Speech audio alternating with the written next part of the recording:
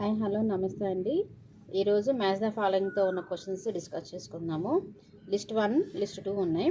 List 1లో వచ్చేసి natural rate of unemployment, disguised unemployment, stagflation, Phillips curve.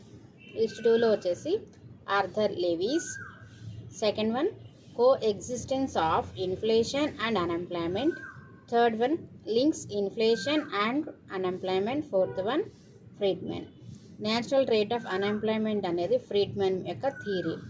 Disguised unemployment అనేది Arthur Lewis యొక్క theory.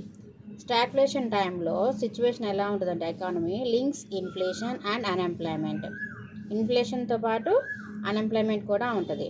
Philips curve coexistence of inflation and unemployment అంటే ఒకదానితో ఒకటి అనుసంధానమై ఉంటుంది ఫిలిప్స్ కర్వ్ ద్వారా.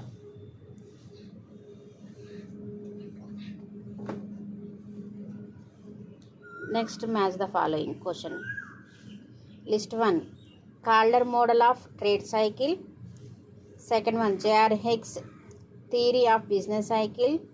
Third one Kuznets cycle length. Fourth one Ziegler cycle length. Second list lo vachesi 9 years to 6 months.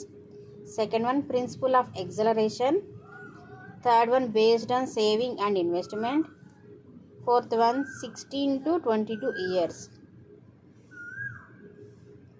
Calder model of trade cycle అనేది principle of acceleration, వేగత్వరణం.